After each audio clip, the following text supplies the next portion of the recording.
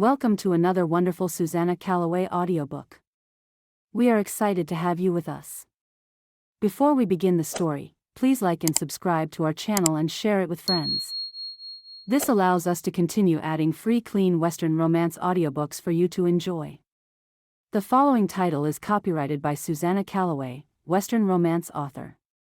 Now, find a comfortable spot, relax, and enjoy the story. The Christmas Bride's Amnesia. Chapter 1. Jake McDonald was helpless, and that was something that he, as a U.S. Marshal, wasn't accustomed to. He was normally in control, in command of any and all situations.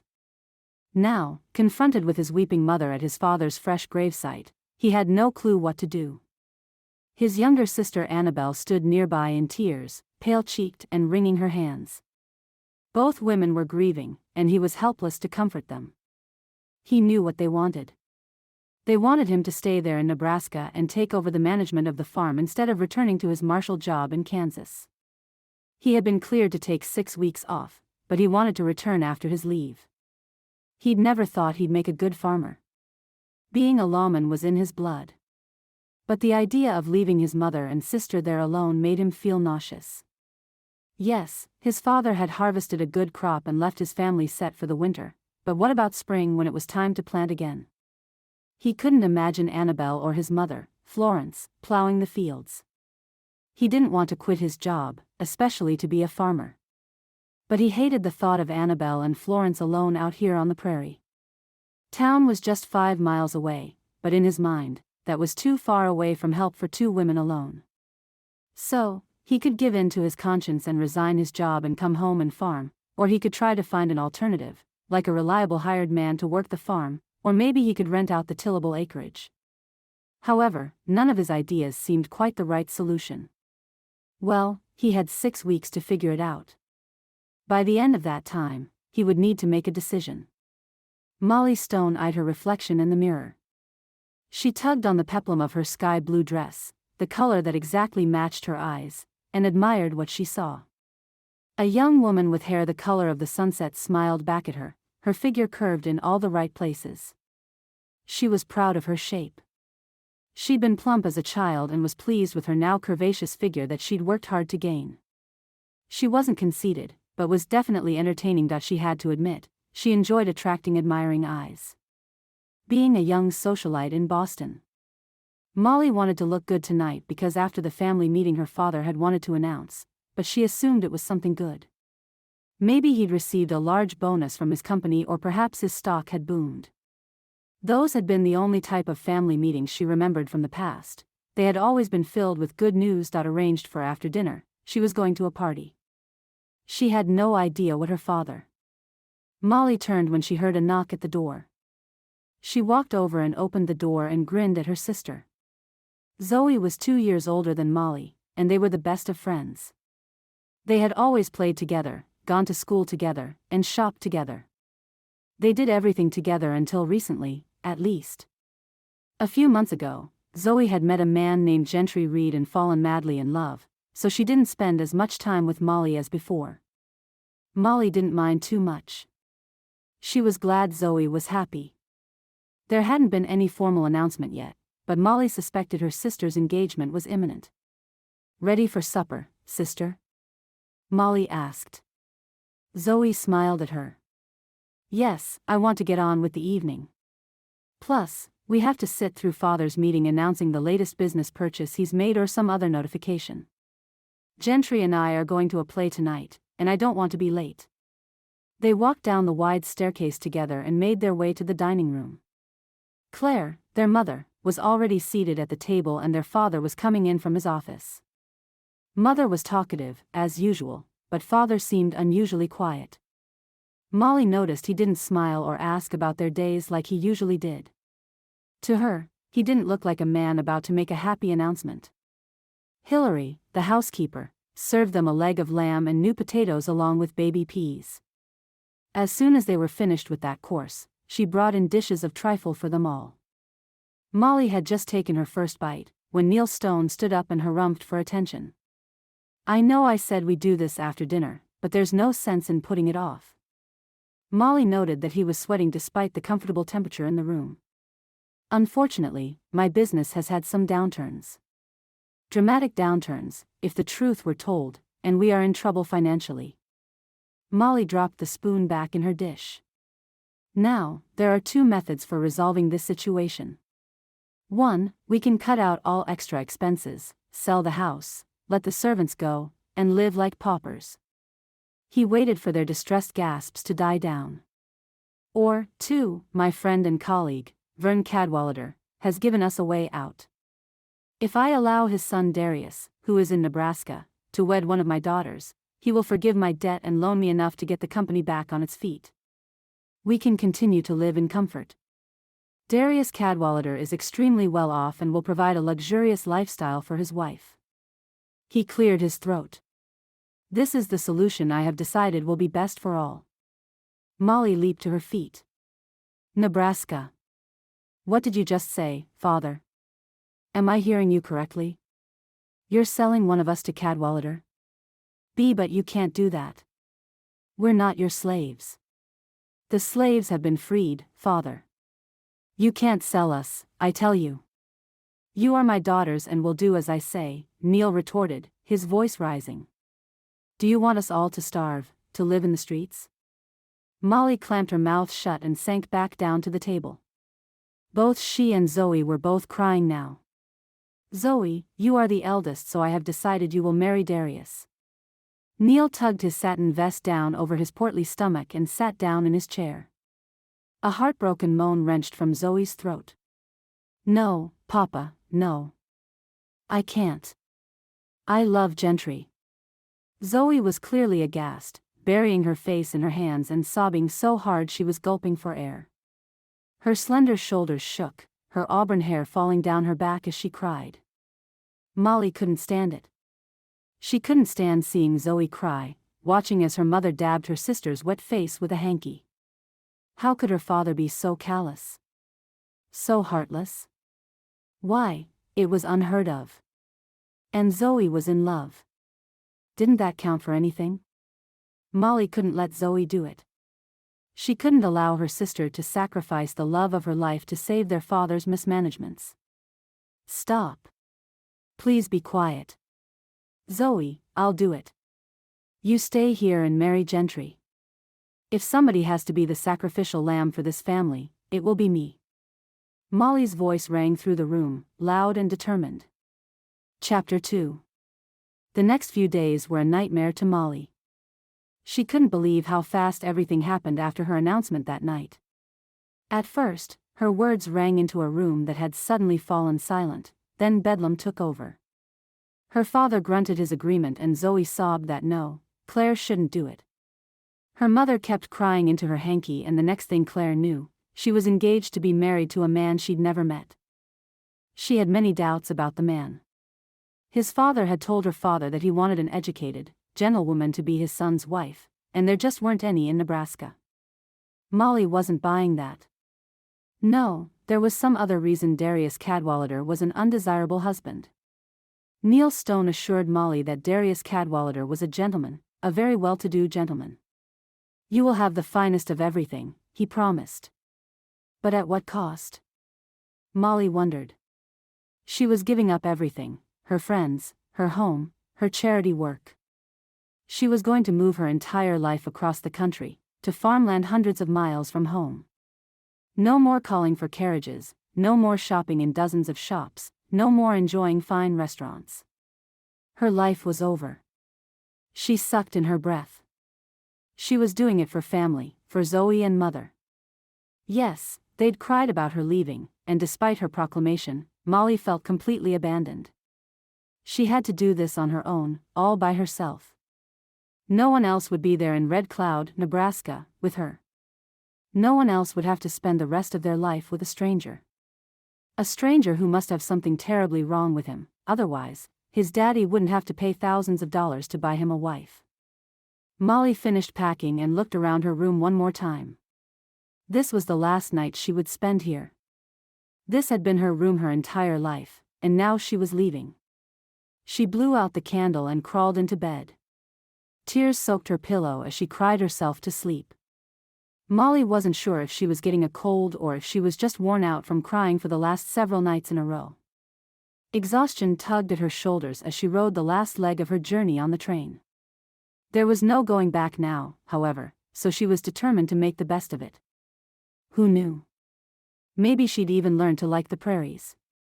Maybe Darius would turn out to be a charming man who just didn't like the available women around Red Cloud. She forced her thoughts on a bright future rather than on the headache niggling behind her eyes. She had prayed more in the last week than she'd ever had, and now, after an arduous journey, she was arriving in Nebraska. The Lord must have a plan. She'd take it one day at a time and see what happened.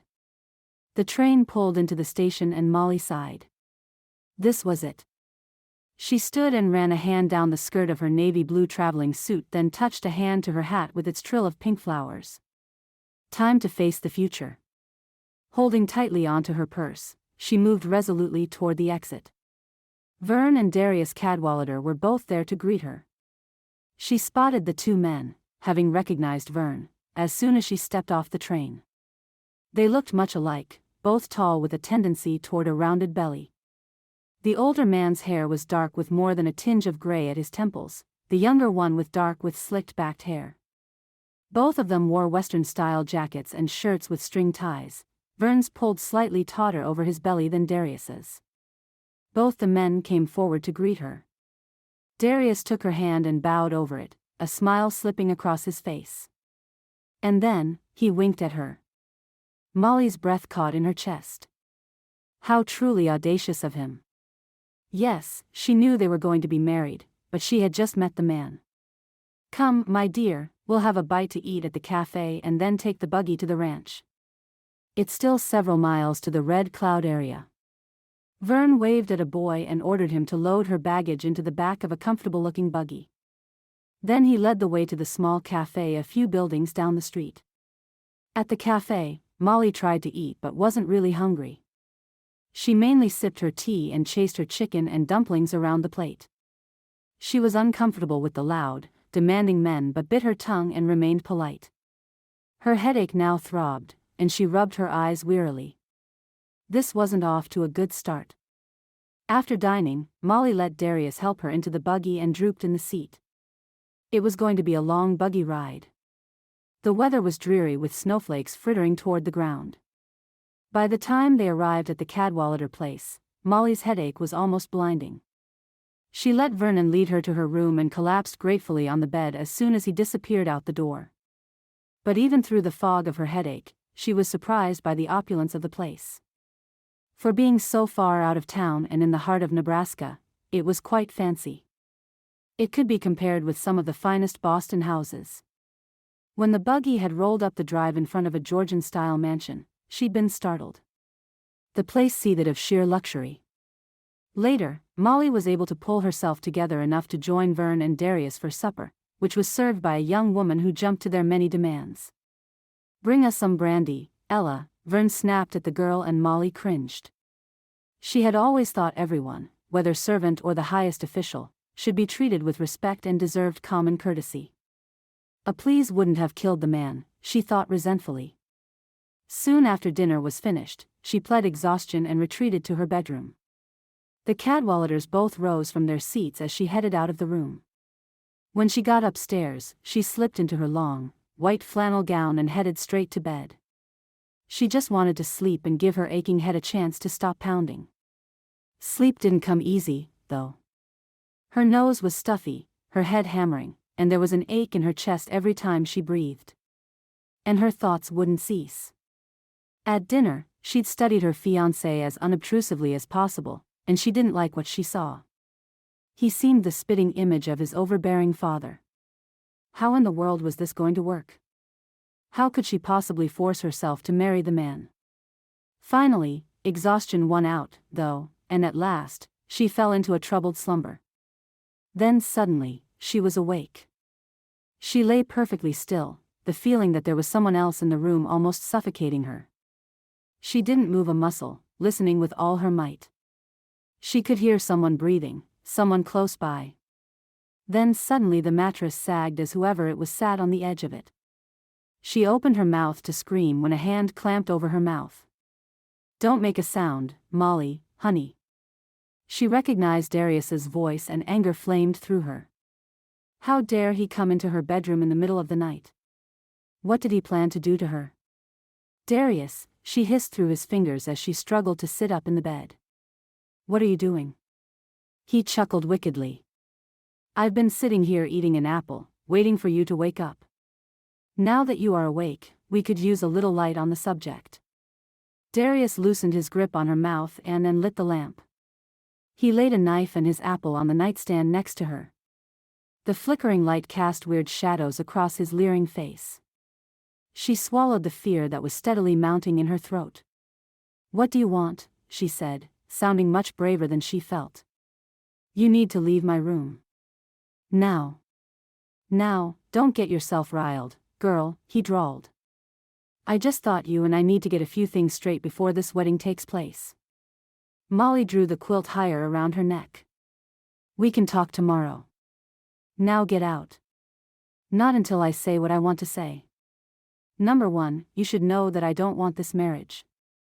My dad is making me do it or I get cut off financially. I don't want you and won't pretend I do. Molly waved her hand under her nose, trying to rid herself of the sour odor of alcohol coming from his breath. I don't want you either. My father is forcing me into this marriage as well. Then you understand me, right? I like the ladies, and the ladies like me. I'm not giving them up. Oh, not to say I won't take care of you, too. After all, one reason Pa is so insistent we get married is to produce an heir, so we'll work on that, all right. But don't expect me to be home every night. I'm still going to see other women. You think so? Well, I don't. Why should I allow you to gad about and shame me? How offensive that he thought she would tolerate him consorting with other women. If he thought she was a weak sort of woman, he was badly mistaken. Because if you complain about me, I'll hurt you.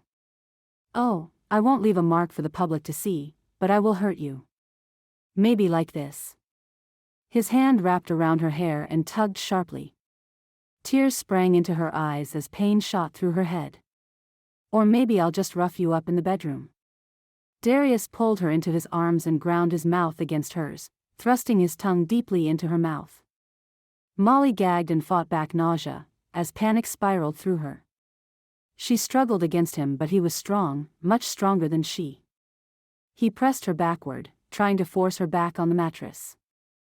Molly fought frantically, her mind searching for a solution. She battered at him with her fists, but he just laughed. Lord, help her. Her hands shot out searching for a weapon of any kind. The first thing her fingers grabbed was the apple he'd been eating and she threw it at his head. Next, she found the knife he'd used to slice his apple. Picking it up, she wrapped her fingers around the handle and raised her arm. She squeezed her eyes shut and plunged downward, feeling the blade sink into his flesh. Chapter 3. Ah, Darius screamed. My leg. You pig.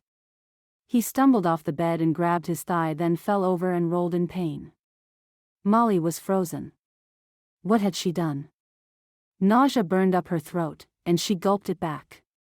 She had to get away from him. Now. Now. She flew off the bed and dashed for the door. She grabbed the cape she'd hung on the coat tree and snatched up her slippers. Get out, get out, get out. The phrase pounded through her mind as she ran out of the room and down the stairs. She needed to escape from that maniac. The man was nuts. Crazy. Molly dashed out the front door and ran across the snow-covered yard, her slipper-shod feet crunched across the lawn and down the road that led into nothing but wilderness. Lord, help her. She had to escape this madman. He would kill her. She knew he would. She heard the sound of hooves on the road behind her. They were hard to hear over the rasping of her own breath, but she wasn't going to take a chance. She stumbled off the road into a stand of trees and kept running blindly.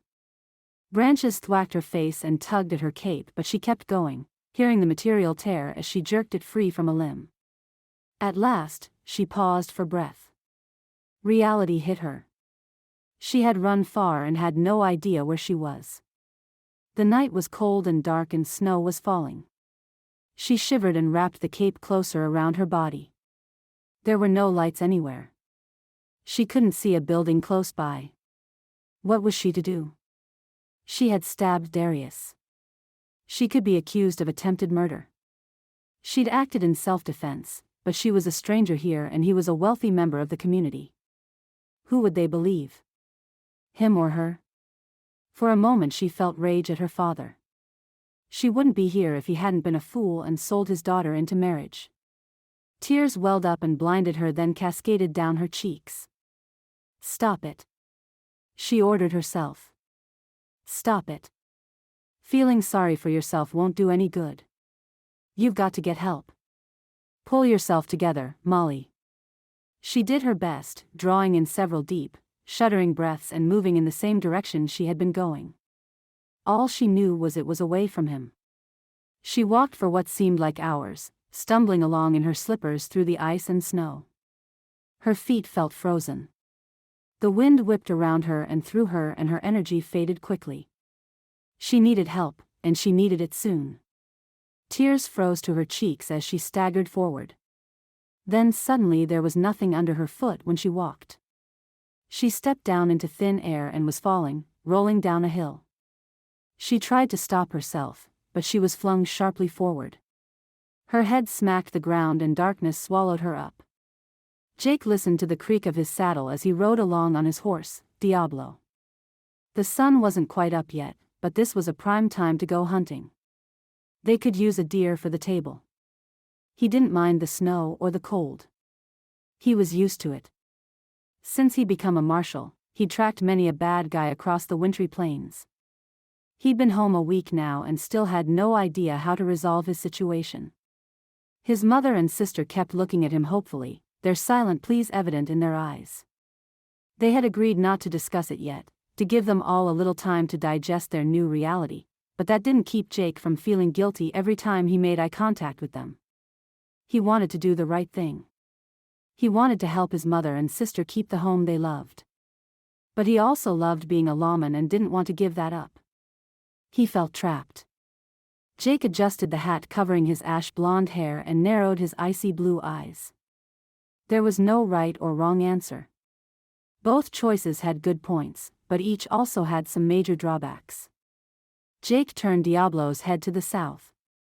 There was a creek in that direction that the deer liked to drink from in the mornings. It might be frozen, but they could probably paw through the ice around the edges. That was as good a place as any to start hunting. Diablo trotted down a slope just as the faint light of dawn began to filter in from the horizon. It was a beautiful time of day as the earth awakened. Jake enjoyed being out riding in the crisp, cold air, listening to the early sounds of the morning. He let his gaze roam around the area, searching for signs of deer heading for the brook down below. A frown drew his brows downward as his gaze lit on something out of place at the bottom of the hill. Was it a bundle of rags? He slowed Diablo to a walk, then stopped him altogether and climbed out of the saddle. Good Lord! It was a girl lying there. She was clad in a nightgown, the heavy cape she wore wide open, exposing her to the falling snow. He dropped to a squat beside her and felt for a pulse. Yes, she was alive. Barely. He studied her closely. Her breath seemed to come in a rasp, her cheeks ghostly pale. There were no outer signs of distress, but snow had collected on her nightgown. She must have been lying here for a while. For a moment, he allowed his gaze to rest on her face. It was a beautiful face. Long, auburn lashes feathered on porcelain cheeks, a straight nose above rosebud lips. Her hair tumbled in disarray, a golden fire blazing against the white snow. Her chest rose and fell steadily. She looked like she was sleeping. Miss? Miss, he called out and shook her shoulder, but there was no response other than a slight groan. Well, obviously she couldn't stay here. She needed warmth and shelter, fast. Finding out who she was could wait. Sighing resolutely, he picked the woman up. She didn't weigh much, he thought as he adjusted her in his arms. She was just a little thing. He plopped the woman on Diablo's back and climbed in the saddle. He readjusted her so he could cradle her as they rode back to the farmhouse, tugging her cape closely around her body. She felt small and helpless snuggled against him, and he felt a piece of his heart melt. Dear God, let her survive. Chapter 4. My goodness, Jake, what have you got there? His mother gasped the question as she held the front door open for him. It's a girl. I found her lying in the woods. She's unconscious. Well, quick, bring her into the downstairs bedroom. Florence scurried to lead the way and turned back the covers on the bed. Right here now. Gently. Annabelle appeared in the doorway. What's going on? Jake found a girl in the snow, her mother hurriedly explained. Bring me a bowl of warm water, Annabelle. Jake, we need to get her out of these wet things. You better leave the room. I'll ride for the doc, he said as he strode out of the room. Annabelle returned with the bowl of water and then went to fetch one of her nightgowns. Together, she and Florence changed Molly's clothes and bundled her beneath a stack of quilts. Occasionally, a cough rattled from Molly's chest, and she moaned a little as they worked. Poor little thing, I wonder who she is? Annabelle pondered as she gazed down at the girl. I have no idea, Florence said. It looks like she hit her head, though. I don't think she's too bad off, but I don't like the sound of her breathing. She's suffered from exposure and probably has a concussion. She needs rest more than anything, I think. Once she wakens, we can feed her some warm broth. Florence and Annabelle hovered over the unconscious woman. There wasn't much they could do for her except keep her bed lined with warm rocks and make sure she didn't kick off her covers. I'm going to make more coffee, Annabelle said and slipped from the room. Florence nodded, then turned her gaze back to the girl. Who was this young woman? What had caused her to be lying in the snow in her nightgown in the middle of the woods? She hadn't heard of anyone nearby expecting a young woman guest. Whatever the reason for her visit to Red Cloud, something had obviously gone very, very wrong.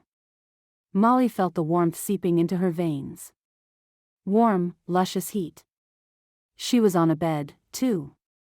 The last thing she remembered, she'd been outside and it had been snowing. Now she was indoors, but where? She kept her eyes closed and listened. Had Darius found her and brought her back to the Cadwallader place? No, the soft murmur of voices belonged to women. Could they be Cadwallader servants? She willed herself to be still and listen more intently. I don't understand why she was just lying there in the woods at dawn during a snowstorm. What do you think, Mama? The female voice was soft and curious. I have no idea, Annabelle. We don't know a thing about her, not even her name. We'll just have to wait until she wakes up and see what she can tell us. Good, they weren't involved with the Cadwalladers apparently. Were Darius and Vernon out looking for her even now? Would they find her here?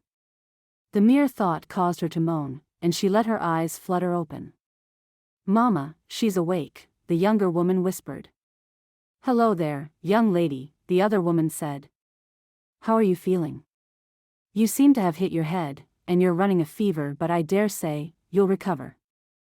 I'm Florence McDonald and this is my daughter, Annabelle. Molly tried to answer but found her mouth so dry she couldn't speak. She placed a hand on her throat and tried again. She needs a drink, Annie. Get some water. Annie scurried off to do her mother's bidding, and Molly took a moment to assess the situation. The room she was in was pleasant, the bed comfortable. Tiny yellow flowers were on the wallpaper, and the faint winter sun shone in through white lace curtains. Molly's head ached, and her eyes burned. Exhaustion filled her body. Then memory came flooding back. She'd stabbed Darius. She'd had to do it. But no one knew that but her. She swallowed hard. Could she trust these people, these strangers? Annie returned and together the women propped up her shoulders and held a cup to her lips. Molly drank gratefully and managed to whisper her thanks. As I said, my name is Florence McDonald and this is Annie. What's your name, honey? Florence asked her as she helped settle her back against the pillow. My name? Her hand fluttered to her eyes. I just can't remember right now. Everything is sort of cloudy. Florence eyed her curiously, then nodded. Of course it is, you poor thing. I'm sure everything will come back to you. You just need to rest now. She pulled the quilts up over Molly's shoulders.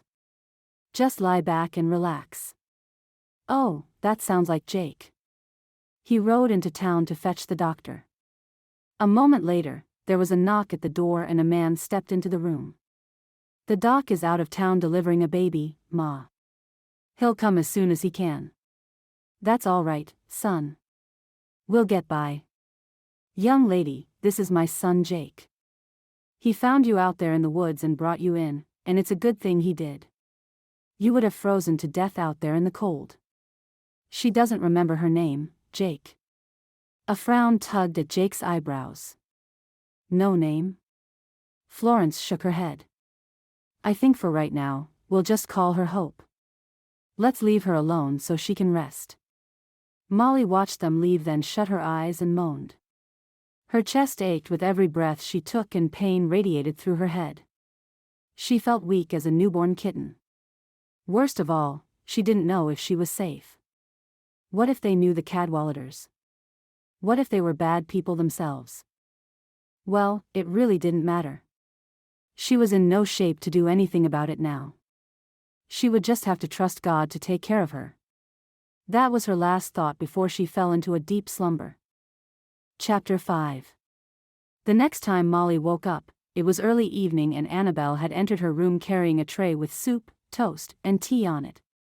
Good, you're awake, Annie said, setting the tray down on the table beside the bed. Are you hungry? Molly thought about it a minute. I am, she said in a surprised tone. I've got chicken soup here, Annie said. If you can sit up, I'll put your pillows behind your back. Molly rearranged herself in the bed, and Annie pulled a chair up next to it. Annie picked up the bowl and a spoon and fed Molly a bite of soup. It's delicious, Molly sighed and let the broth run down her throat. So, you still can't remember your name? Molly shook her head. She didn't dare tell these people who she was. They might insist on returning her to the Cadwalladers or to her father. She didn't trust him not to send her right back into Darius's slimy arms. That's all right. We've decided to call you Hope. Annie put another spoonful of soup to Molly's lips. You're quite the mystery woman. I'm sorry. I don't mean to be. Molly's voice quavered as tears filled her eyes. She wished she knew if she could trust these people. There now, it's all right. You don't have to talk right now. Just eat, and I'll talk. Annie soothed. I know you've had a difficult time of it. Annie kept her word and did all the talking. She told Molly about her father passing just a little over a week ago and informed her that Jake was a U.S. Marshal. He got a 6-week leave, and now he has to decide whether to stay here and run the farm or sell it. It's a hard decision for him. He's been a marshal for about 8 years now, and he loves the work. I know he doesn't want to be a farmer, but he doesn't want Mama and me here alone either. Goodness, it's not easy for him right now. No, I guess not. I want to thank him for saving me. Molly managed to speak in between Annabelle's sentences. I don't know what would have happened if Jake hadn't gone out hunting early this morning.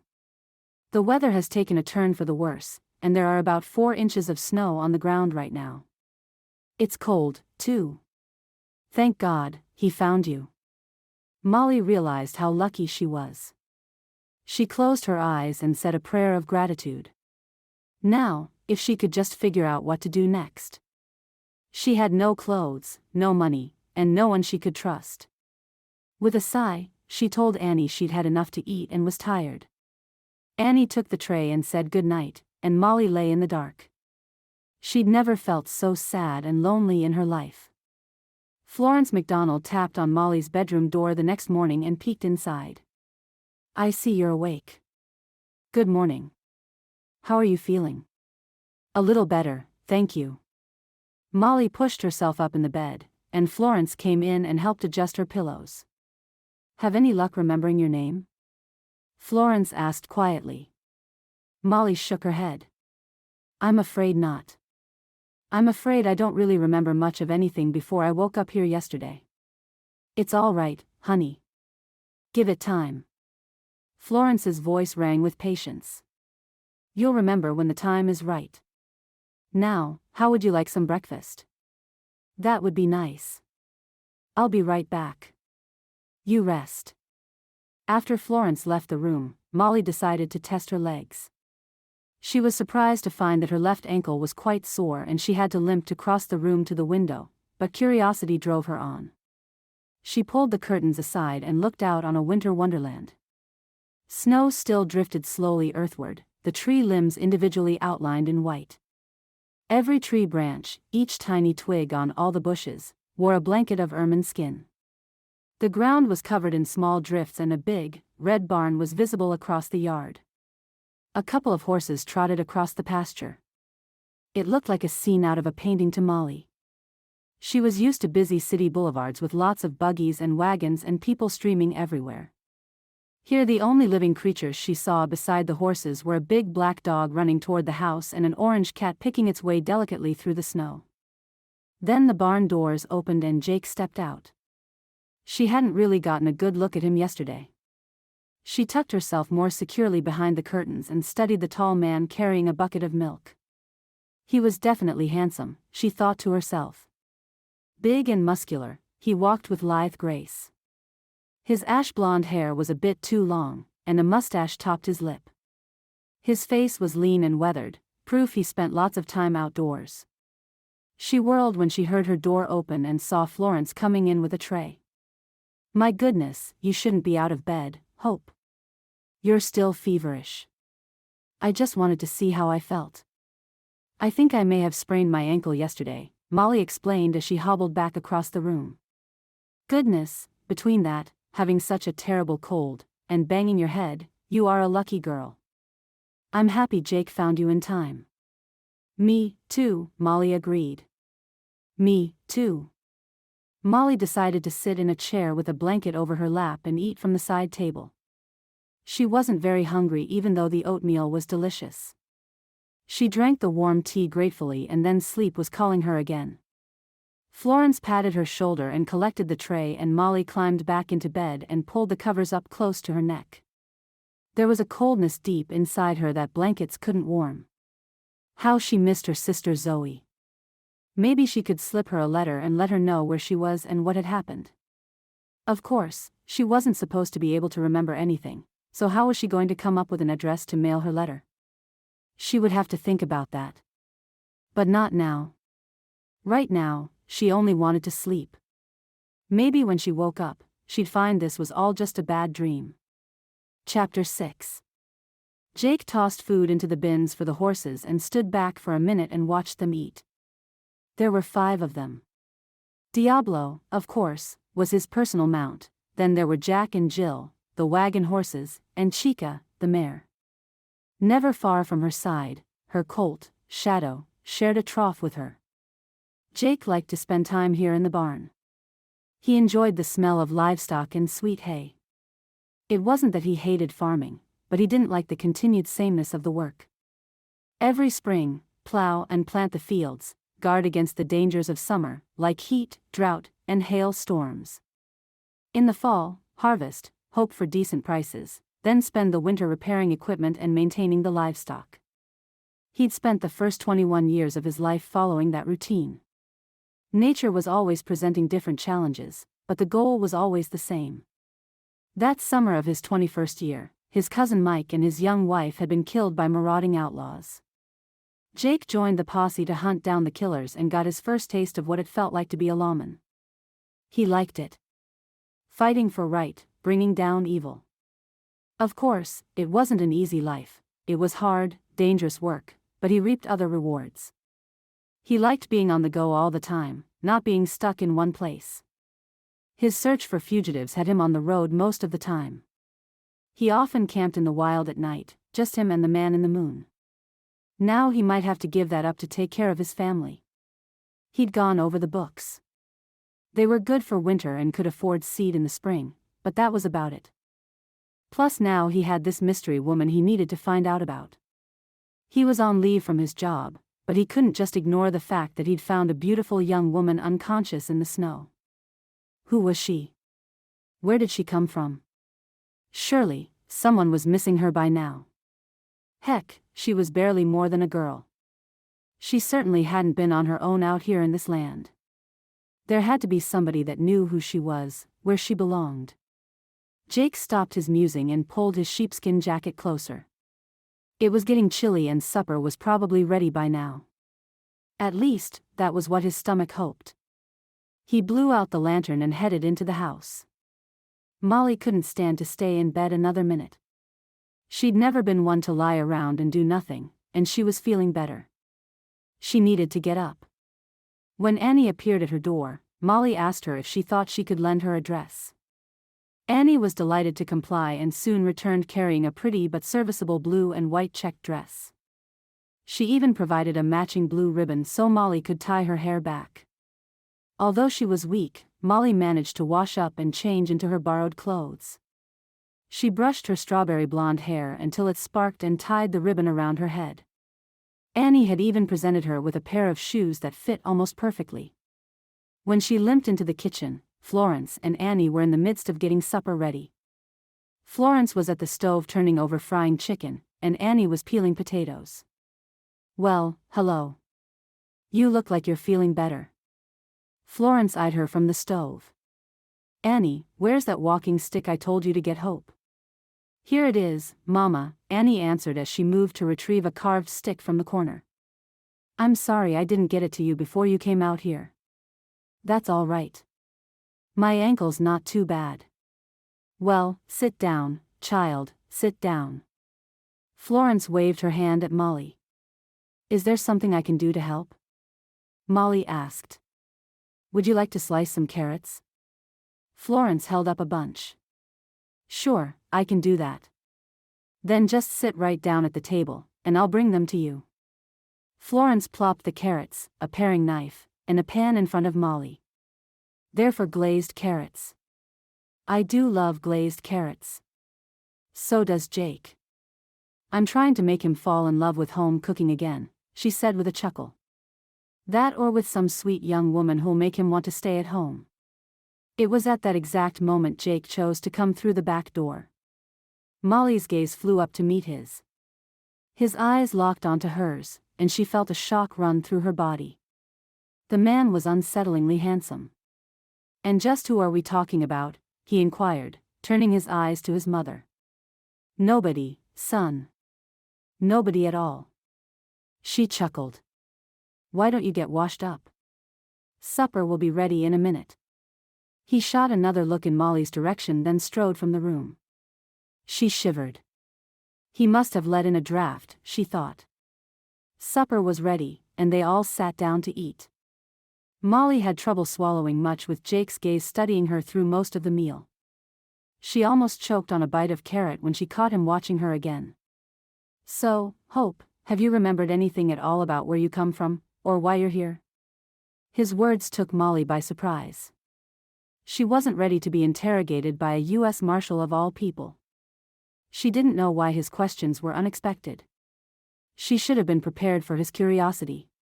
She chewed on her lower lip and shook her head. "I'm afraid not. The first thing I remember is waking up here." She cast her gaze at her plate, unwilling to meet his eyes. She felt him looking at her and took a bite of mashed potatoes. "That's too bad. I hope everything will come back to you soon." Jake finally turned his attention back to his meal, and Molly breathed a sigh of relief. Annie filled in the conversation, and the meal continued.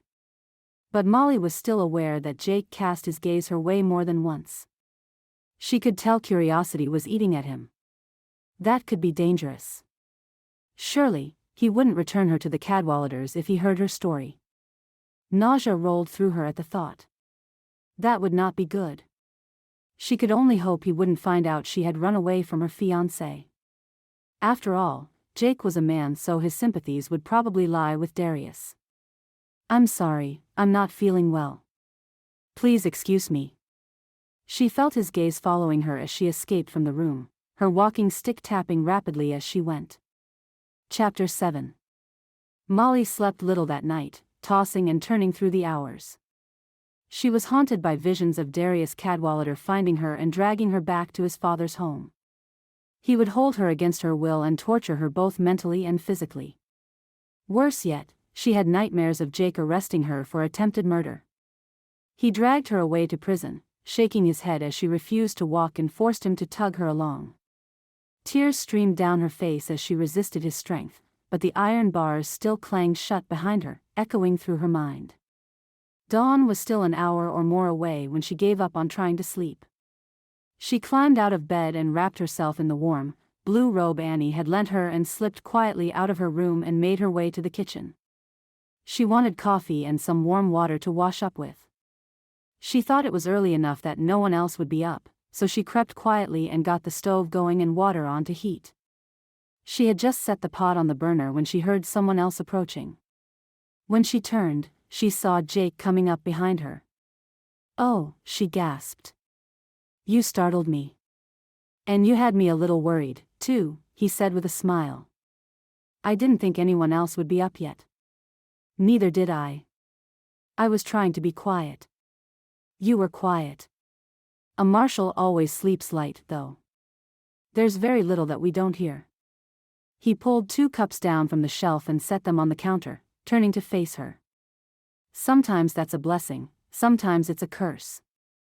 Especially if you're trying to sleep late," she said with a chuckle. "Sleep late? What's that?"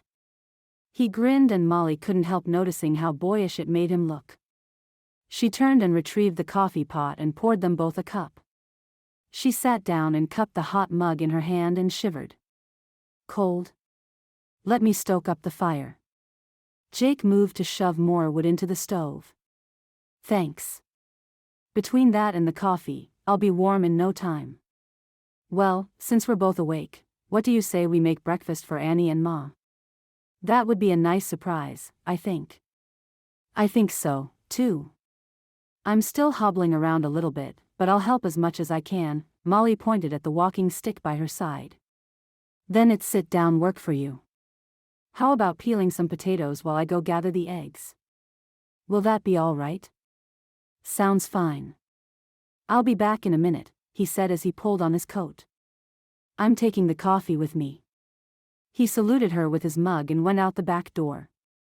Well, at least he's not a grump in the mornings, she thought as she peeled the potatoes he'd brought her. And he cooked, too. She sliced the potatoes and then went to her room to change her clothes. Jake came back with nearly a dozen eggs and set to work frying bacon in a pan next to the sizzling potatoes on the stove. "You folks do like a hearty breakfast, don't you?" she said as she watched him prepare their food. He turned his gaze thoughtfully toward her. "Most farmers do. You must not be from a farm family." Molly chewed her lower lip. She had almost given herself away. She had to be more careful. "I don't know. You might be right," was all she said. "Might be right about what?" Annie asked as she came into the kitchen. "Oh, now you've ruined our surprise," Molly said. "We're making breakfast for you and your mother." "Well, that is so sweet," she said, leaning over to give Molly a hug. "But what got you up so early, Hope? Did you have trouble sleeping?" "Just a bit. I spent almost all day yesterday in bed, you know." A couple of minutes later, Florence joined them and smiled with pleasure at the breakfast surprise. The family fell into easy conversation about everyday things, and Molly enjoyed the comfortable feeling they created. It made her reminisce about breakfasts at home, and she felt a lump grow in her throat when she thought about Zoe. "Ladies, I enjoyed the meal but the chores await." Jake rose from his chair and reached for his hat on the hook. "I'll be back in for more coffee in an hour or two." Molly breathed a sigh of relief when Jake left the room. He hadn't been asking questions this morning. In fact, he'd been quite easy to get along with.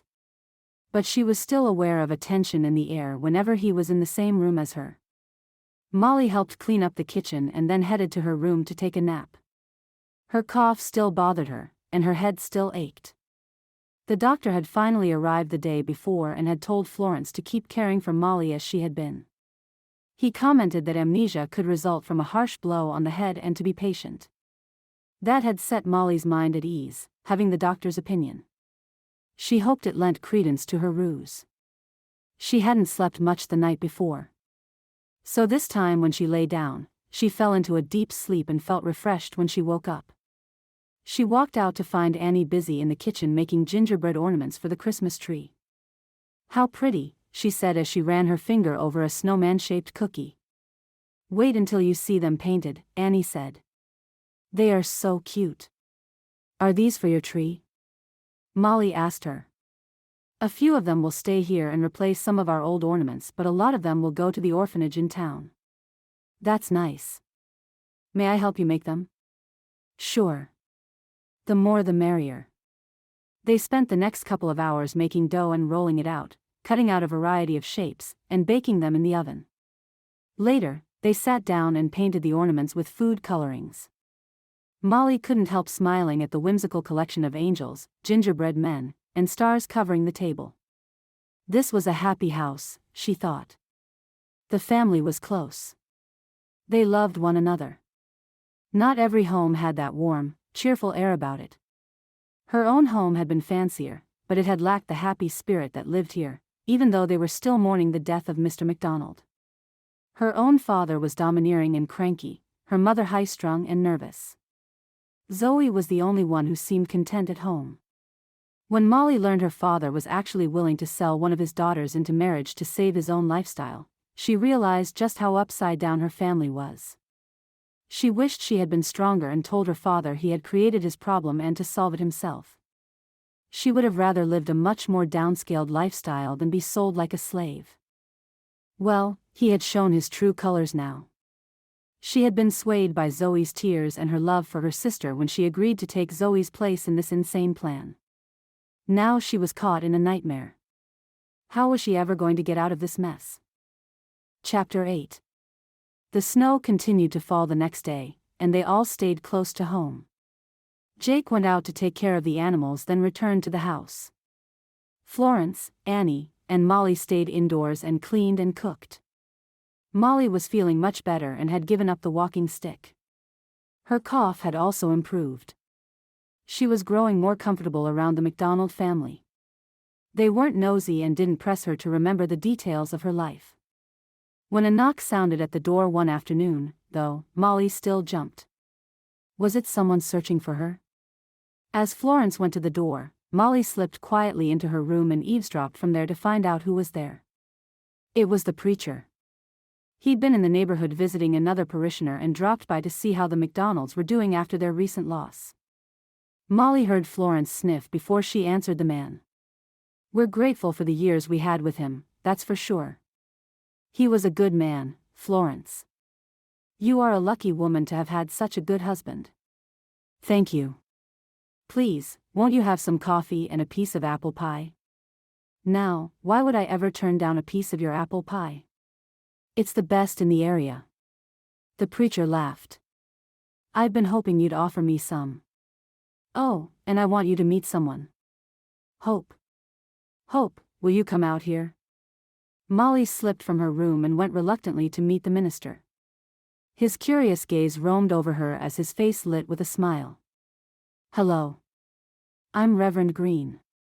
And what is your name, young lady?" "Oh, let me explain. Hope is suffering from amnesia. We just call her Hope." Florence hurried to interject. Jake found her in the snow where she'd fallen and hit her head. "She's been recuperating with us." "Why, you poor little thing?" Reverend Green's eyes widened with curiosity. "I'll certainly keep you in my prayers." "Thank you," Molly replied as her stomach churned. This was someone else she was lying to, and he was a minister. Was she ever going to be able to tell the truth again? Goodness, she was going to be punished for lying so much. "Let's all have some pie," Florence said and went to the kitchen to get it. "Annie, you can help me. Hope, you stay and keep Reverend Green company." Hope moved to sit on the sofa across from Reverend Green. She could feel his eyes studying her and squirmed a little on her seat. "So, Reverend Green, how long have you lived in Red Cloud?" she asked in an attempt to get a conversation going that wasn't about her. "Oh, about 10 years now." And you can't remember where you're from? He asked, leaning forward. Molly wrung her hands. Her plan hadn't worked at all. No, I can't. I'll have to have the entire congregation pray for you. Surely, between all of us, we can figure it out. Yes, that would be nice, she replied faintly. Nice and easy for Darius to find out where she was, she thought. What was she going to do? Well, young lady, I do hope you get better and your memory returns. It must be awful to know nothing about yourself. Molly agreed, then rose to her feet when Florence returned. I really am not hungry right now. Please excuse me. She knew it was rude, but she had to get out of there. She didn't know how she was going to solve this problem. She hurried to her room and shut the door before she threw herself across the bed and let the tears come. Jake pounded the last nail into the stall he was fixing in the barn. He'd been spending a lot of time out here ever since Hope had come into their lives. He was trying to avoid being with her as much as possible. There was just something about her that bothered him. He felt a magnetic pull to the little redhead that he was fighting with all his might. He didn't want or need a woman in his life. He was a loner, a bachelor to the core. So why did images of this woman keep slipping into his mind when he least expected it? He couldn't help but wonder where she had come from, how she just showed up here out of the blue. And wearing just a nightgown and a cape. There was something mysterious about her for sure. Did she really have amnesia, he wondered, or was she using that as an excuse to hide something? She raised too many questions in his mind, and he felt something wasn't right, but he just couldn't figure out what. She did look innocent. Surely, she wasn't involved in anything illegal. He knew he needed to ride into town and talk to the sheriff and see if anyone had been asking about her. He hadn't been able to make himself do that yet, though. Was he afraid of what he might find out? He shook his head and sat down on a bale of hay. He couldn't put it off much longer. He might be harboring a criminal in his own home. She sure was pretty. Her hair glistened like shimmering silk and her complexion looked velvety. He bet it felt the same way it looked. He wanted to stroke her face and find out for himself. You are sad, he reprimanded himself. He ought to take time out and visit the saloon, find a woman to chat with and get this Hope girl out of his system. The idea didn't really appeal to him, though. He never had been into the saloon girls much. He'd almost fallen in love once, though. Right up until it turned out the woman he was seeing was wanted for the murder of her first husband. Bad mistake. Now he was sniffing around another woman, this one with no known background at all.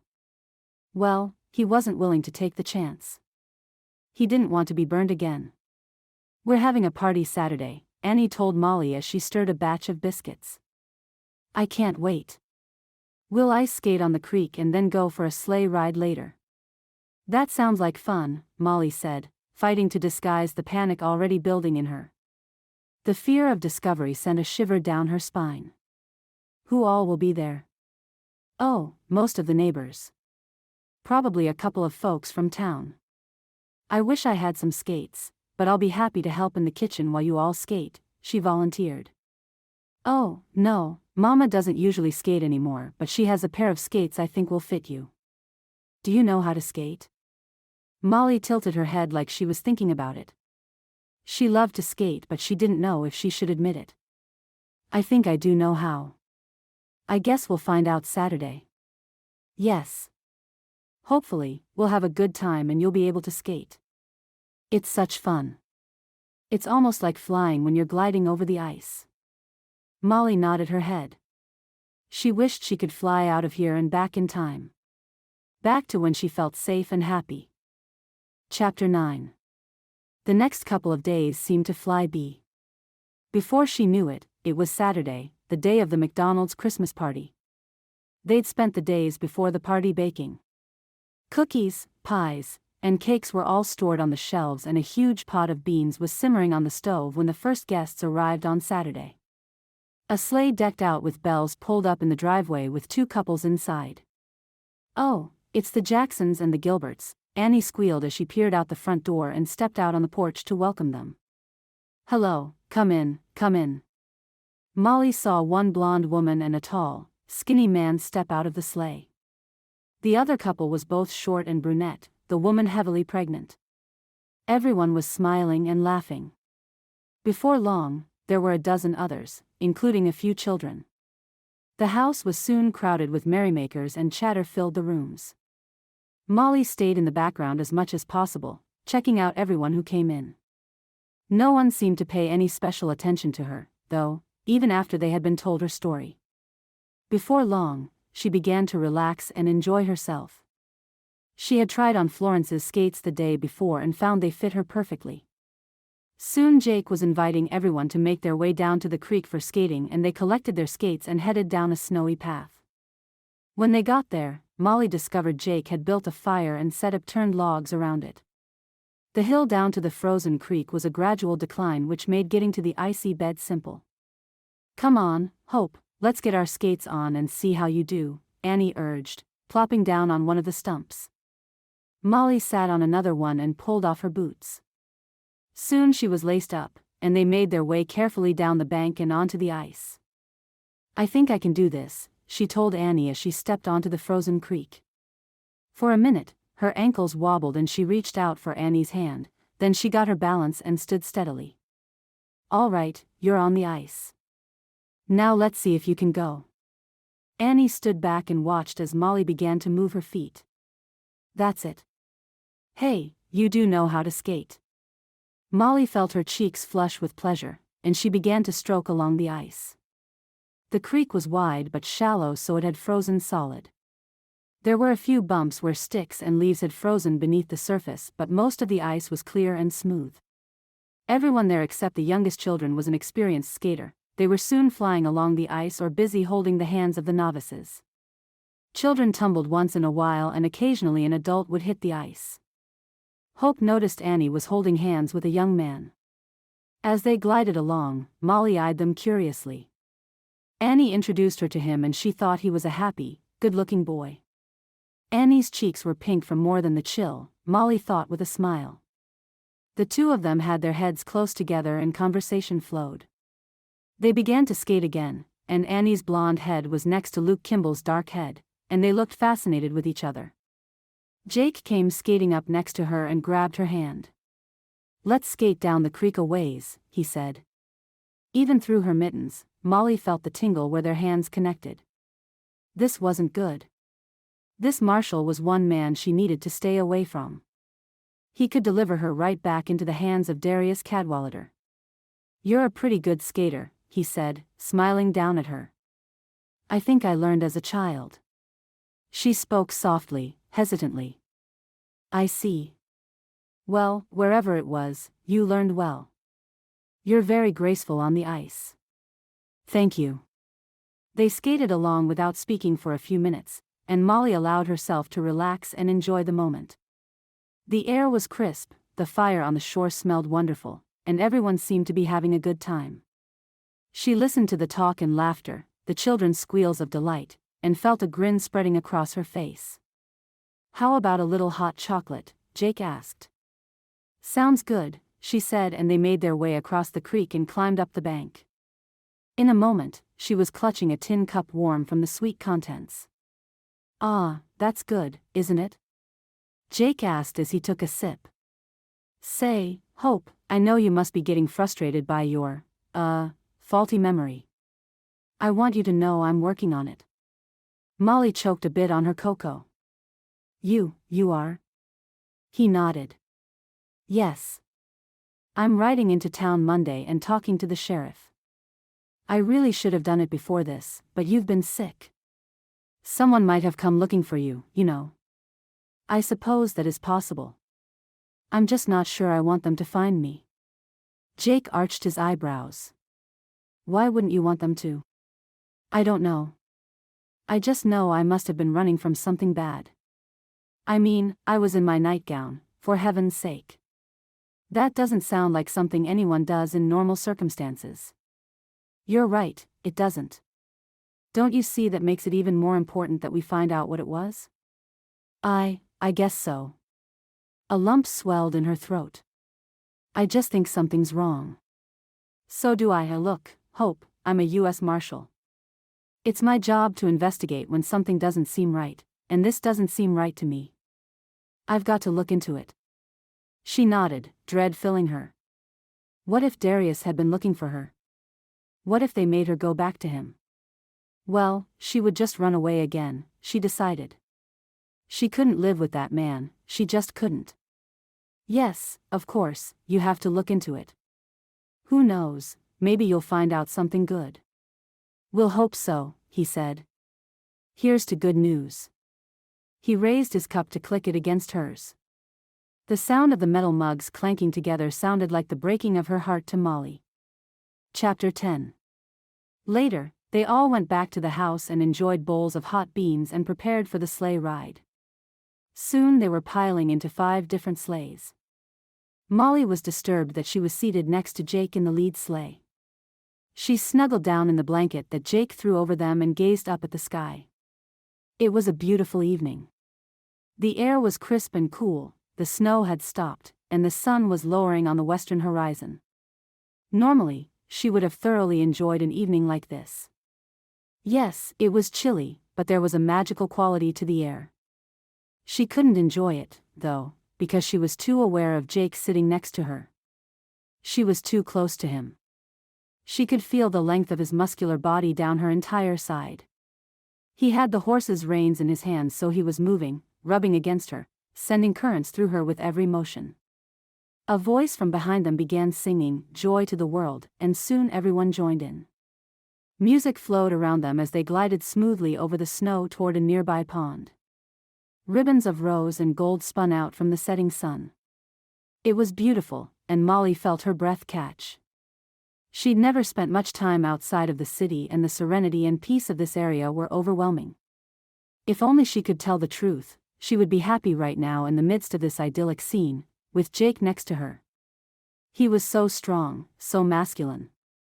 Even now, she could smell him, a wonderful fragrance of leather and outdoors. It was a heady scent that intoxicated her. Their voices blended together perfectly. Hers a true, clear alto, his a ringing baritone. When they were able to harmonize flawlessly, she couldn't stop the smile that spread across her face. He smiled back at her, and her heart fluttered in her chest. The bells tied to the horses' bridles jingled in accompaniment to their melodic voices. She knew, no matter what happened in the future, she would always remember this magical sleigh ride and the beauty of this moment. And that was when chaos broke out. The deer came out of nowhere and leapt from behind the trees directly in front of their sleigh. The horses reared and snorted. Jake managed to get them under control, but the sleigh behind them wasn't paying attention, and it was too late to stop.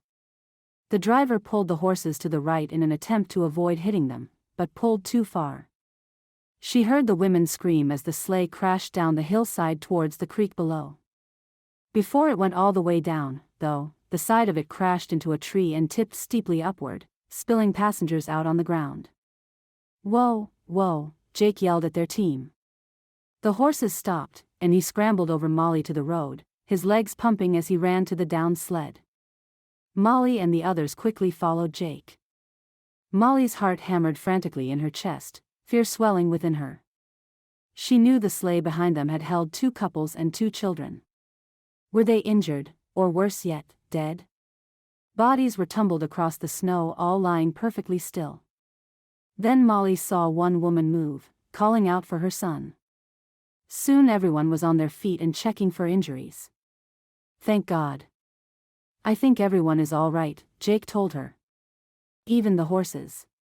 "Yes, thank God," she breathed. She hurried over and helped the people gather up their spilled blankets and belongings. There was another scarf under the tree the sleigh had hit. She was walking over to retrieve it when she heard a loud pop.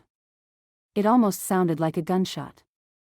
Molly froze in fear, and then something big and hard shoved her and she went flying farther down the hill. The large branch that crashed to the ground was so close to her that its farthest branches trailed against her skirts. "Jake! Hope! Are you all right?" Annie's frightened voice broke through the air. "Hope, that branch hit Jake." "Oh, dear God, Jake, are you all right?" People raced to where Jake lay, pinned under the big branch. The men hoisted the limb off of him, and he groaned and rolled over. Annie dropped to her knees next to him and ran her hands across his arms and legs. "I'm all right," he managed to wheeze, but his arms wrapped around his middle and he hugged himself. "I'm all right." "I don't think you are." "I think you've cracked some ribs," Annie announced as she tried to keep him from sitting up. He moaned and pushed her hands away from him and pulled himself upright. "I'll live, Annie," he said, pain and anxiety tainting his voice. "How's Hope?" Molly stepped forward, her eyes wide in her pale face. "I'm all right, Jake. Did you push me out of the way?" Thank you so much. You might have saved my life, again." Once they managed to get home, Florence took over. She hustled around and got everyone hot drinks and wrapped Jake's ribs. "Not broken, I don't think," she'd announced as she came back down from his room upstairs. "Are you sure no one else has injuries?" "Maybe a few bumps and bruises, but we're all right." Dick Bronson, a farmer who was one of the people ejected from the sleigh, rubbed his rear end with a smile. "I'd say we are all very, very lucky. A Christmas miracle, maybe?" "Indeed, Dick. Jake is the worst off, and he'll be all right after a couple of days' rest." Florence sighed. "I'm so glad. I couldn't have taken another loss right now." Molly stood next to the older woman and saw tears brimming in her eyes. Moving closer, she draped an arm around Florence's shoulders. She knew this was hard for the woman, her first Christmas since losing her husband. "Well, we don't have to face that now," Annie said. "How about one more song before we call it a night?" She started singing Silent Night, others joining in. After that, everyone prepared to go home. Molly, Florence, and Annie stood on the front porch and waved goodbye to the guests as the sleighs jingled away, a rousing chorus of "Joy to the World" drifting back to them. Florence and Annie went back inside, but Molly lingered, pulling her cape close around her. She thought about the day just past and all the ups and downs it contained. What a strange combination of events. She shouldn't be surprised. Everything in her life had been strange lately. One good thing, Jake probably would have to wait a few days now to ride in and talk to the sheriff. At least that meant her secret was probably safe for a little while yet. She felt terrible, though. She knew Annie and Florence were good people, and she could likely confide in them. Telling Jake was a different matter, though. Jake had the power to arrest her. Chapter 11. Jake had plenty of time to think the next day. He tried to get out of bed and do the milking, but Florence refused to let him leave his room. "I know how to milk a cow, and so does Annie. We can take care of things today. You get back in bed, and I'll bring you breakfast in a bit." He spent his time thinking about his mother and sister and their situation. He thought about the farm and his future. He still had no idea how the situation would resolve. And he thought about Hope. Who was this mysterious woman he'd found in the snow? She didn't talk like she was from around here. New York, maybe, or someplace else back east. He also thought she was from a well-off family. Her hands were soft, not dry or work-worn. The nightgown she'd been wearing when he found her was a soft, rich fabric, and her cape was lined with fur. This wasn't an ordinary farm girl. He sensed something was bothering her. She was happy enough, it seemed, but she didn't seem very upset that she couldn't remember her name or anything about her former life. Sometimes, when he looked at her when she didn't know he was watching, he saw a sadness come into her eyes, like she had memories she wanted to forget. When he found her alone in the kitchen the other day, she'd quickly made an excuse to go to her room. Was she avoiding him? Was she afraid to be alone with him? Jake rubbed his hand across his tired eyes and groaned. He could think about this nonstop for the next week, and the answers wouldn't be any clearer. He needed to get into town and talk to the sheriff. Right now, though, just moving around hurt. The thought of climbing into a saddle and riding 5 miles made him groan. That would have to wait another day or two. "I have to tell you something," Molly said as she sat at the table eating lunch with Florence and Annie. "I remembered this morning that my name is Molly." "Oh, that's wonderful. Well, did anything else come back to you, Molly?" Florence asked with excitement. No, I'm afraid not, she shook her head and frowned, her eyes downcast. Nothing. Well, it's a good sign you remembered your name, anyway. That means things are starting to come back. Just give it a little more time. She nodded, feeling terrible that she couldn't tell them the rest of her story. She'd thought about it all morning and decided she could probably get away with telling them her real first name. Hopefully, that wasn't a mistake, but she felt so bad about deceiving them, she had to give them something. Funny, though, she didn't feel much better about things. Well, Molly, I'm going to bake some more Christmas cookies this afternoon, Annie said. Want to help? Sure, I'd love to. Good. After we finish and clean up these dishes, we'll dirty some more when we make thumbprint cookies. She chuckled and shook her head as she reached for another pickle. A woman's work is never done. And tonight, we'll make popcorn garlands for the tree. Christmas is only a few days away, Florence reminded them. It wasn't long before the kitchen was filled with the tantalizing aromas of baking cookies. Molly was scooping a batch of oatmeal raisin cookies off the pan when Jake appeared in the doorway. Jake, what are you doing up? You're supposed to be resting. Florence scolded him as he entered the room. Who could rest when all these fragrances are wafting upstairs? It smells delicious down here. Well, sit down and be a good boy and maybe we'll let you have a few bites. I'll do whatever you want if my reward is some of those cookies, he said with a grin as he moved to the table. He lowered himself to a chair, grimacing as he maneuvered. Guess what has happened, Jake? Hope has remembered something. She's sure her name is Molly. Annie poured him a glass of milk as she chattered. We don't know Molly what, just Molly. Jake turned his gaze on Molly and studied her for a long moment before he spoke. Molly. It's a pretty name. It suits you. Molly felt her cheeks flush as he watched her. She thanked him, then turned and started washing the bowl she'd stirred the batter in. She could still feel his gaze drilling into her back. They made strand after strand of popcorn garland and paper chains that evening. Even Jake joined in the fun. To their surprise, Luke Kimball knocked on the door right after supper and Annie invited him to stay and help them with their activities. Molly couldn't help watching Annie and Luke as they worked together to form the long strings. Annie blushed often and Luke offered to come take her and cut down a Christmas tree the next day since Jake was laid up. Then he blushed when she accepted happily.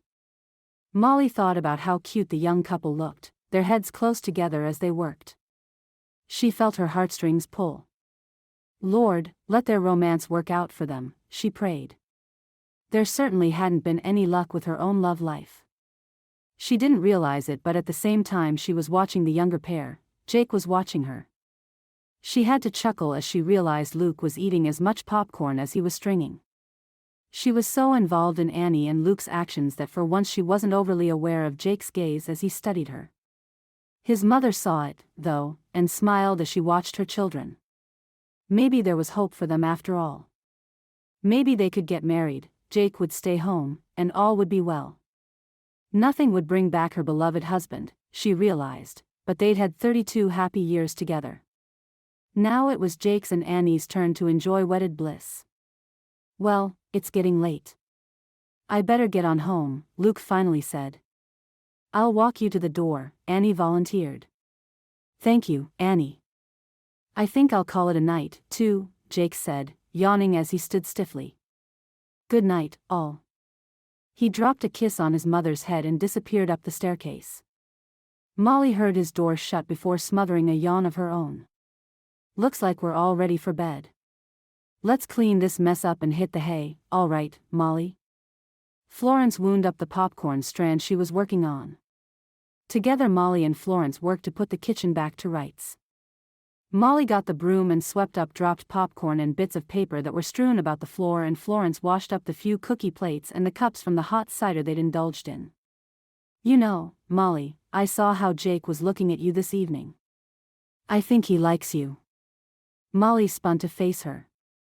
Oh, no, I think you must be mistaken. Florence shook her graying head and smiled a knowing smile. I don't think I am. I've never seen him look at a woman like that before. He looks smitten to me. Molly's stomach churned. Surely, Florence was wrong. The last thing she needed was Jake having feelings for her. And if she were honest with herself, she was afraid she was starting to return those feelings. Jake was handsome, but he was also kind and treated his family and friends with respect. He worked hard and took good care of his livestock. There was a lot to admire about the man, she couldn't deny it. But getting involved with Jake was dangerous. She would have to tell him the truth if there could ever be anything between them. She couldn't take that chance. Chapter 12. The next morning Molly woke up to find the weather was great for Annie's and Luke's trek to get the Christmas tree. Annie talked excitedly about the upcoming expedition as they made breakfast. "I know just the tree I want," she said as she scrambled eggs. "I've had my eye on it all summer." "Really? I don't think I've ever gone and selected a tree. I think we had one delivered," Molly put in as she set the table. "Oh, you've got to come with us then," Annie said. "It's so much fun. We'll haul it back in the sleigh. Do you think Luke will mind if I go?" "Don't be silly. Of course, he won't." That settled it. When Luke came pulling up in his sleigh that afternoon, he found two women waiting for him. "Oh Molly, you're coming with us to get the tree. That's wonderful." "Well, let's go get that beautiful tree," Luke said with a grin. "Annie, you point the way since you know which tree you want." They headed into the woods and went north on the frozen dirt road for a while, then Annie pointed up a hill. She squealed with delight when they pulled up close. "That's it. Isn't it perfect?" She clapped her mittened hands happily. Molly looked the tree up and down and smiled. The tree was about 7 feet tall, a fat and fluffy pine. "It's lovely. I hope no birds have nested in there." "No, it's all clear. I checked it out a couple of weeks ago. Now, we just need to cut it down and take it home." Annie handed Luke the axe. "Your tool, sir." "Thank you, fair maiden," Luke said with a bow. He made short work of chopping down the tree and soon they had it tied to the sleigh and ready to go. The horses trotted homeward, and Molly sat back and relaxed. They lived such an easy way of life here. No crowds, hardly any noise, and no street peddlers hawking their wares. She really did like it. She liked it so much she wished she could stay. The people were friendly, the food simple but delicious. Everyone worked together to get the work done. They were a strong, independent people. Once they got home, Luke took the tree and nailed it to a stand, and then Molly and Annie took brooms to it and knocked off the snow and loose needles before they moved it into the house. They paused long enough to eat some thick ham sandwiches and scarf down a handful of oatmeal and raisin cookies apiece. Jake and Florence joined them, and soon they all went in to decorate the tree. It was a delightful day, Molly reflected as she stood and looked at the embellished tree. They had sung carols and drunk cups of eggnog while they worked. Jake and Luke took turns telling jokes, and Annie used branches they had trimmed from the bottom of the tree to make a beautiful wreath for the front door. Now Molly stood in front of the tree, wrapped in her robe and slippers, looking at the sight before her. The room was filled with a fresh, piney fragrance, and a log crackled on the banked fire. Everyone else had gone to bed already. She'd gone to bed, too, but she couldn't sleep. The pain in her heart kept digging at her. She was living a lie, and she hated it. She'd grown close to Annie and Florence and despised deceiving them. She was almost as close to them as she was to her own sister and mother. Then there was Jake. The more time she spent with him, the more she was attracted to him. It was like there was an invisible rope pulling her constantly in his direction. When they'd been decorating the tree this afternoon, they had brushed shoulders several times and each time, Molly felt as if she had been scorched by a hot iron. She needed to figure out how to leave. She didn't have any money or anywhere to go. But she knew she had to leave and soon. Tears flooded her eyes at the thought. What life was there out there for a woman alone? Maybe she could teach or get a job in a store somewhere. Where, in what city, she didn't know. And if that didn't work out? The only other work out there for women was in the saloons. A shudder ran down the length of her spine at the thought. Shadows flickered and Molly turned to see Jake carrying a lantern as he came down the stairs.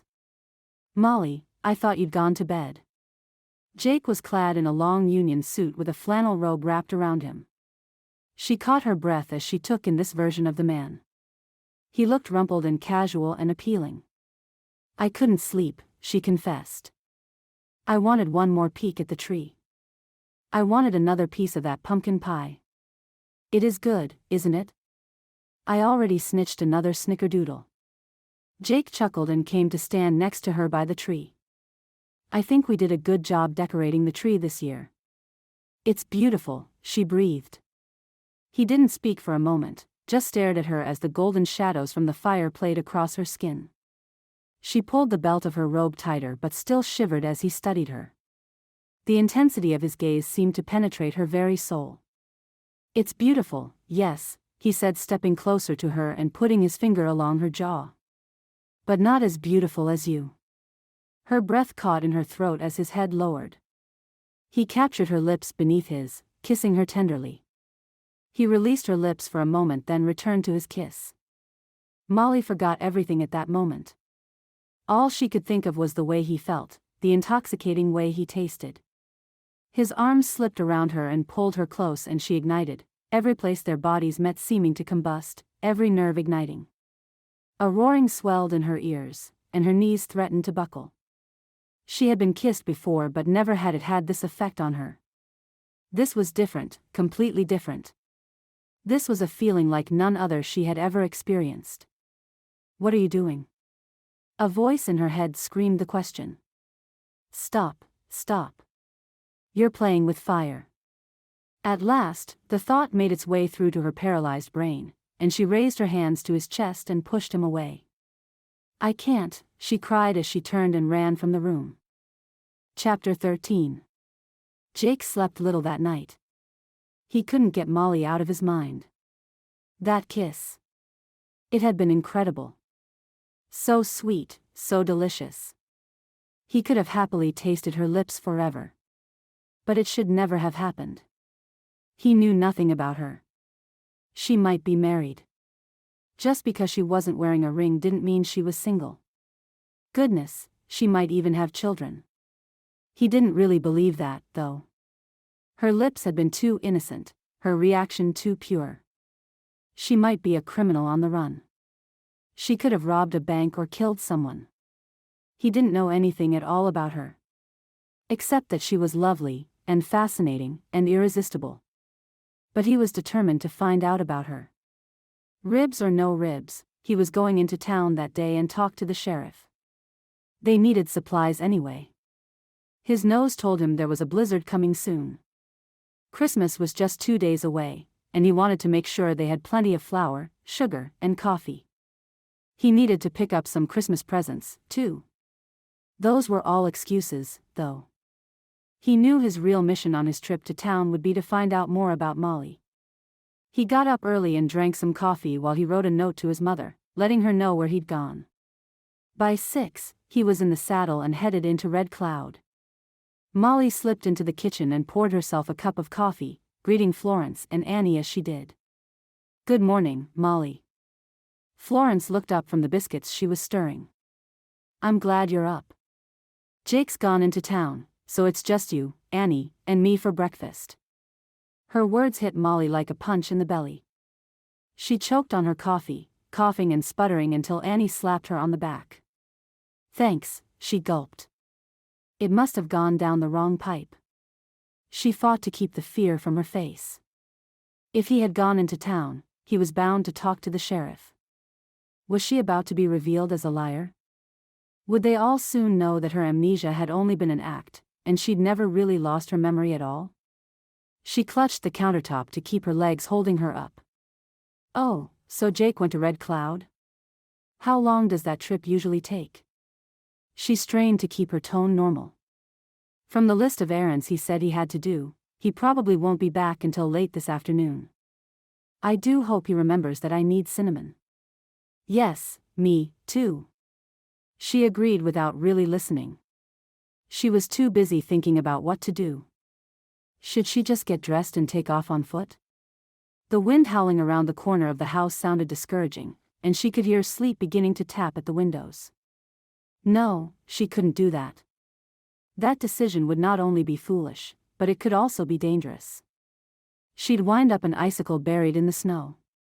There was only one thing she could do, and that was to stay here and face the music. There was no running away this time. Jake tugged his hat down tighter on his head as a gust of wind tried to claim it. The temperature was dropping, and the wind picking up. Not a good day for a trip into town. He couldn't put it off a day longer, though. He'd let the mystery about Molly go on too long. At first, she'd been too sick and needed to rest. He didn't want to add to her problems by digging into her affairs. Then, for some reason, he had simply put it out of his mind, at least as far as taking any action was concerned. Molly blended in well with his family, and he enjoyed having her around. She had a good sense of humor, was a good cook, and liked to sing as she went about daily chores. Plus, he really enjoyed looking at her pretty face. Then there was the sleigh accident, and he wasn't up to the trip. But now he had to know something. He had to discover who she was, where she'd come from. She seemed like an angel who dropped from the sky onto that snowy creek. Or a fairy princess he'd found sleeping in the woods. Neither of those things were possible, though. He needed to know the truth. Not only for his own sake, but for her sake as well. Not knowing must be driving her crazy. He knew if he was in her position, he wouldn't sit still until he learned the truth. Somebody had to know something. The town had already come to life when he rode into the small community. He pulled his horse and the pack horse he'd brought along up to the hitching post and waved at Herb Garland as he swept the boardwalk in front of the general store he owned. "I've got an order here for you, Herb," he greeted the short, rotund man. Herb pushed his spectacles up the bridge of his nose and took the list Jake had written out on a piece of paper. He read it over and smiled. "No problem, Jake. I'll get it together for you. I'm going to look around for a few minutes. I'll bring you anything else I want and come back later to settle up and gather those supplies." "That's fine, Jake. Say, how's your mother and your sister doing? I heard about your father." "They're good, Herb, they're good." Herb nodded, then waved Jake inside. "Make yourself at home. Help yourself to some coffee. You probably need it after riding in this wind." Jake wandered around the store that was crammed full of all kinds of goods. Shovels and pickles, clothing and boots, butter churns, chains, and various other sundries. It didn't take Jake long to find presents for Florence and Annie. His mother loved to read, and he found a book he thought she'd like, and for Annie he bought an intricately carved music box. Should he buy something for Molly? He wasn't sure, but when he spotted a bolt of sky blue velvet he couldn't resist and added it to his pile. The color exactly matched the shade of her eyes. It would make a beautiful dress for her. "I'll be back in just a little bit, Herb," he called as he headed out the door. "All right. See you then." Jake stepped out on the walk and headed towards the sheriff's office in the next block. He was stopped more than once by old friends who wanted to talk and was beginning to feel impatient by the time he finally reached his destination. Sheriff Everett would glanced up from the paper he was reading when the door opened. He stood up and stuck out his hand when he saw who came in. "Jake, my boy. Man, you are a sight for sore eyes." Jake shook his hand heartily. Everett was an old friend and had been inspirational when it came to guiding his own career. He liked the older man but was shocked by how much he'd aged since he last saw him. He was completely bald, only a fringe of gray still lingered around the sides of his head. He had lost a lot of weight and his color was off. "Everett, good to see you. How have you been?" "Oh, I got up this morning." "That's always good news," the sheriff said with a chuckle. "Everett, I need to talk to you. I found this girl in the snow a week or two ago. She was unconscious when I took her home. Now, she says she's suffering from amnesia. All she remembers is her name is Molly. Have you heard about anyone looking for her?" Everett turned startled gray eyes on him. "I bet that's the girl that Darius Cadwallader was in here asking about." said it was his fiancé from Boston. Heck, we looked about for a while, then I told him I doubt she'd survived the cold snap we had. You got her at your house? Jake's stomach knotted when he heard the words. His fiancé. She belonged to another man. His heart cracked when he heard the news. Chapter 14. The trip back to the farm felt like it lasted twice as long as the trip into town. Sheriff Wood had told him all about Molly. Her name was Molly Stone. She was 19 years old and engaged to marry Darius Cadwallader. Now it was Jake's job to return her, to hand her over to the young gentleman who lived a few miles away. Jake had never met the man. They'd moved into the area after he'd left for Kansas, but Sheriff Wood assured him he was a wealthy man whose father owned several businesses back east. A man who could give Molly anything she wanted. The sheriff had told him the Cadwalladers had built a big, fine house on the other side of town and seemed very anxious to find the missing fiancé. The younger Cadwallader was very worried about her and had even offered a reward for her return. Jake felt sick to his stomach as he rode back up to the farmhouse. Time to get this over with. Molly tried to stay calm as she waited for Jake's return from town, but inside, she was in turmoil. She was going to have to confess her lies, admit what she had done. Maybe Jake would have mercy on her, would understand why she'd had to run away. She'd have to try and explain. She just hoped he would listen to her. His face was a stony mask when he came in the door and looked at her. "What's your name?" he said. "Molly. Molly Stone." She cast her eyes downward, the burn of tears already stinging her eyes. "So you know the truth. I know you ran away from your fiancé. I figure you've been lying to us all this time. My guess is you don't have amnesia and never have," he accused. She began trembling and a frightening coldness swept through her. "Why yes, you're right, but there was a reason I lied. I couldn't marry Darius. He's a terrible man, a cruel man." Her voice broke as she stammered out the words.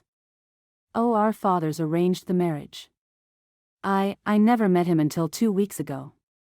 He's been worried sick about you from what I'm told. He's been searching for you. He even offered a reward for your return." She couldn't stop shaking.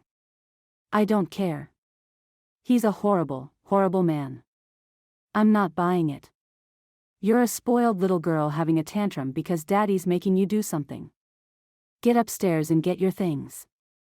I'm taking you into town." The sheriff sent a rider to get Cadwallader. The color drained from Molly's cheeks, and her blood turned to ice. Jake was so cold, so angry. Was there no reasoning with him? Didn't he regard her enough to at least listen to her? Florence stepped between them. "Jake, you can't go now. There's a storm out there," she said, pulling Molly to her. "Wait until after Christmas." "No, Ma. We're going now. Get ready, Molly, and meet me out front as soon as you're ready." He turned and walked out of the room, his jaw set in a hard line. Molly watched him go, then burst into tears and ran from the room. "Wait. You don't have to go, Molly. I'll talk to him." Molly paused, her tears burning her eyes. "No. He doesn't trust me enough to even listen. I can't stay. But I'll listen." Molly's tears increased. "No. I'll figure out a way out by myself." They didn't speak as they rode into town. Molly tried again a couple of times to explain to him, but he remained silent and stony. The weather grew worse with every mile they rode, and Molly finally gave up trying to tell him what had happened. She was too cold and miserable to argue anymore. And a deep, painful disappointment filled her heart. Let him be that way then, she decided. If he wanted to act like a stubborn jackass, there was nothing she could do about it. She pulled the hood of her cape tighter around her head and sniffed. No use crying, she told herself. All she'd get for it would be tears frozen on her cheeks. When they arrived at the sheriff's office, Jake helped her down from her horse, then took hold of her elbow and propelled her into the little room. She stumbled over the doorway and into the interior. Darius stood before her, big as a wall. She swallowed and looked up at him. "Molly, darling," he gushed as he gathered her into his beefy arms. "I've been worried sick about you." Molly didn't speak, just frantically looked around the room for someone to help her. The old sheriff stood near the stove, his arms crossed across his chest. He didn't look like he would help her, his face set in stern lines. "I don't want to go with you, Darius," she spat the words at him. She saw the look of hatred flash in his eyes, but just as quickly, it disappeared. "Ah, Molly, you've just got pre-wedding jitters. Everything's going to be all right. I've got a horse right outside for you. Have a little coffee to warm up, and then we'll be on our way." "I don't want any coffee. I don't want anything from you. You're distraught. Come now, if you don't want coffee, let's get going. We want to get home before this storm really breaks, don't we? I left a money order made out in your name for the reward, McDonald." Jake just stood there glaring at both Darius and Molly. Darius took hold of Molly's elbow and guided her toward the door. She let him lead her outside, casting a desperate look over her shoulder at Jake. He crossed his arms and stared at her with angry, icy eyes.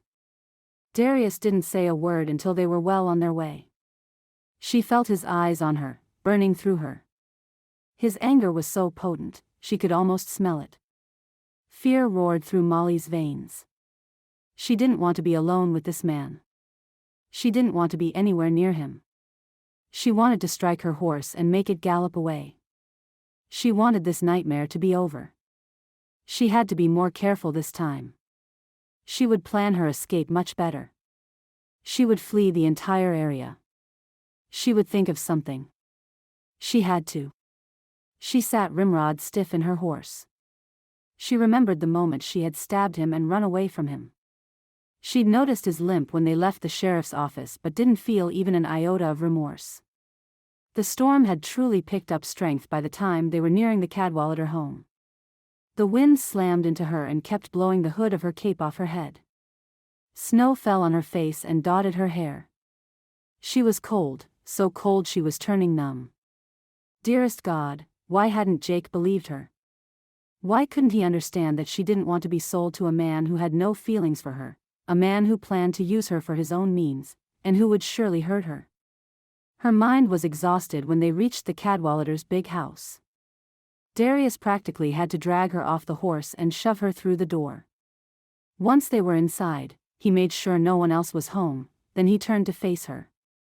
"You little witch," he sneered. "You stabbed me. You humiliated me when you ran away. Now, you're going to pay." Slowly, deliberately he raised his hand and slapped her across the face. Jake rode toward home with his hat pulled low and his collar turned up. Snow nearly blinded him, but he didn't even care. He was too frustrated, too angry. He hadn't liked Cadwallader. Didn't like his looks, his well-tailored suit, or the cocky expression on his face. There was something about the man he didn't trust. Molly certainly hadn't been happy to see him. She looked like an angry cat, wary and ready to claw the man's eyes out. How could her father have agreed to let her marry that stranger, anyway? It really wasn't his business. He wasn't Molly's father, or her brother, or anyone else who should stick his nose into her affairs. Arranged marriages weren't illegal. Yes, but shouldn't the parties all be in agreement? Shouldn't the woman be a willing participant in the nuptials? Molly wasn't. She'd made that perfectly clear.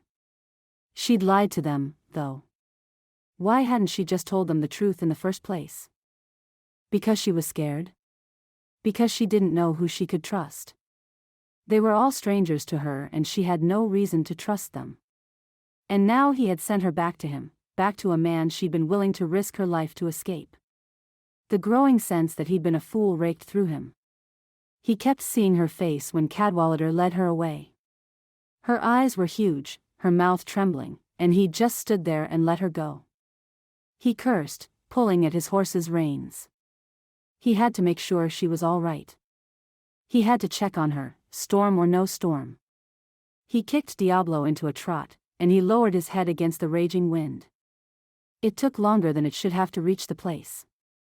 Sheriff Wood had told him where the house was, and he cut across fields and through the woods to save time. Something inside him relentlessly urged him to hurry. He should have listened to her. He should have given her the benefit of the doubt. It might be too late to save her now. He kicked his horse again, spurring the animal on. Molly cried out in pain when Darius' palm contacted her cheek. Her hand flew up to her cheek and anger blazed through her. How dare he hit her? How dare he? You worm, she growled. I wish I had a knife so I could stab you again. Well, that's one wish that won't be coming true, he sneered and reached out and grabbed her arm, dragging her to him. You're never going to get that chance. Molly screamed as he tried to kiss her. She tossed her head and fought him like a wild cat. When he finally managed to press his mouth to hers, she bit his lip as hard as she could. Witch, he roared, grabbing her and shaking her like a rag doll. I'll kill you. I don't think so, Cadwallader. The voice bellowed as the door slammed open. Take your hands off her. Molly pulled free of Darius' mauling hands and spun around. Jake stood behind her, his pistol aimed directly at Cadwallader's heart. Jake. Oh, dear God, Jake, you're here. I'm here, Molly, and I'm not going anywhere without you. Get over here behind me. He didn't take his eyes off Darius as she scurried to do his bidding. Cadwallader, you're under arrest for assault. Let's get going. Now. Molly couldn't believe it. Jake had come after her. He did care. The ride back to Red Cloud was cold and treacherous, but Molly didn't notice. She was free at last from that cruel, mean man. She almost cheered when they got back to town and she saw Darius glaring at her from behind bars. By the time she and Jake stopped at the cafe and had coffee and a sandwich, the storm had let up, but again, Molly didn't care. She wanted to go home to the farmhouse and to Annie and Florence. Home with Jake. As they walked to Jake's horse, he turned to her. You know you're going to have ride double with me, right? She nodded, and he smiled at her. I'm so sorry I didn't listen to you, Molly. I could have got you killed. I was a lunatic. Her eyes misted over with tears. Everything's going to be all right now. I just know it. Jake swung into the saddle and pulled her up. He sat her on his lap and leaned around her to look into her eyes. I love you, Molly. I know that now. I knew it before I got a mile out of town. I knew something was wrong, and then I realized what it was. You didn't belong with that man or any other man. You belong with me. Please, say you'll marry me, Molly Stone, and stay with me forever. Molly raised her mittened hand to his cheek and nodded. I love you, too, Jake. There's no place else I would rather be from this day forward. He kissed her then, right in front of the people strolling down the street, and she kissed him back. She didn't care Sho saw them. Let's go home, Molly. Let's go home and tell Ma and Annie the good news. This is going to be one Merry Christmas. Tears of joy flooded Molly's eyes as she leaned her head against his chest. She knew home was right here in his arms. Chapter 15. 10 months later. Once again, Molly stood at the train station in Red Cloud. She wasn't going anywhere this time. Instead, she was there to meet her sister and her new husband. She couldn't believe Zoe would be with her in just a few minutes. Jake stood beside her as they waited, his badge glinting in the sunlight.